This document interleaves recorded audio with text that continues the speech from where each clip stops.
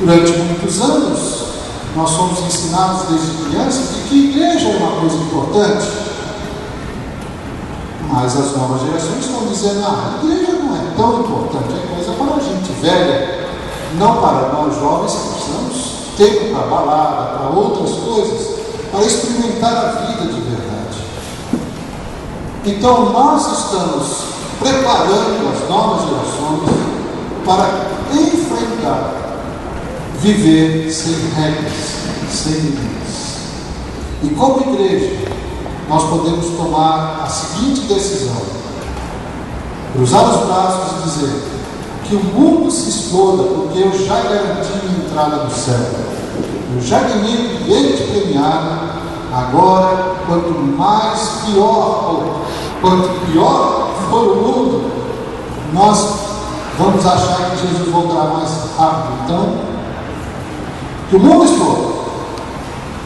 Ou então, como igreja, nós vamos dizer: as pessoas, por estarem vivendo sem regras, vão encontrar uma tremenda falta de amor. E talvez vão olhar para a igreja como o último lugar.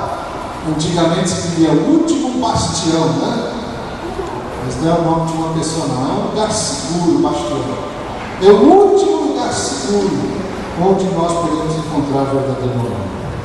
E eu espero sinceramente que 2013 essa igreja seja olhada pelos de fora, olhada pelos de dentro, como uma igreja que possa dizer assim: aqui você vai encontrar apoio, aqui você vai encontrar amor, aqui você vai encontrar limites, aqui você vai encontrar que a busca da felicidade não deve ser comparada a ter um projeto financeiro bem sucedido. Você vai entender que, como o irmão leu aqui, que se a figueira não der fruto, nem a videira dá o seu fruto na vide, nem a malhada deve ser fruto no curral, ainda assim eu louvarei ao Senhor. Em outras palavras, eu diria assim: mesmo que as circunstâncias estão difíceis financeiramente, a minha fé não é baseada naquilo que eu tenho, naquilo que eu possuo, mas é baseada no meu refúgio, que é Deus, aquele que é seguro, aquele que eu posso confiar. É isso o meu desejo, é esse o meu desejo para 2013. Fazendo um balanço de 2012, nós passamos por uma grande tribulação, nossos pés começaram a se firmar novamente para andar. Há muito o que andar, há muito o que fazer. Esse ano de 2013 estamos planejando treinamentos, que essa é a tradução da palavra discipulado. Talvez as pessoas não entendiam que discipulado não é se meter na vida do outro, mas é preparar o outro para viver a vida diante de Deus. É diferente. As pessoas não vão fazer aquilo que eu quero que elas façam, mas elas vão ser capazes de entender o que Deus quer que elas façam. E eu faço parte desse treinamento. Eu sou treinado, eu treino outras pessoas.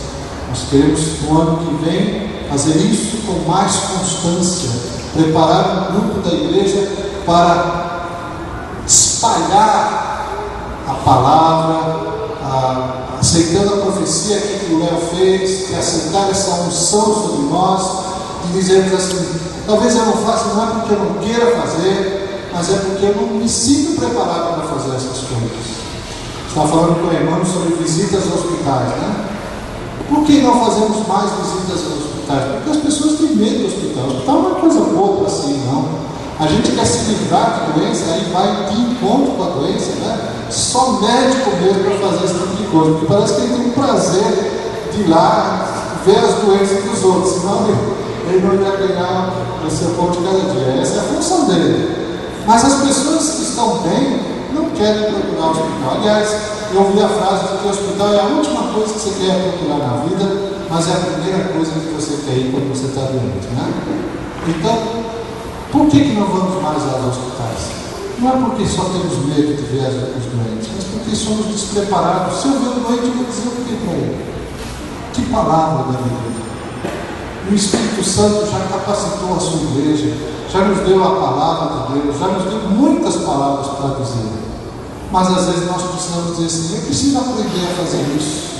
Assim como as mulheres foram treinadas ao longo da sua vida, observando mamãe cozinhar, ela foi lá e disse: agora eu quero experimentar. E talvez no primeiro, segundo arroz empapado que ela fez, aprendeu o ponto certo e hoje agrada seu marido perfeitamente com a comida que produz.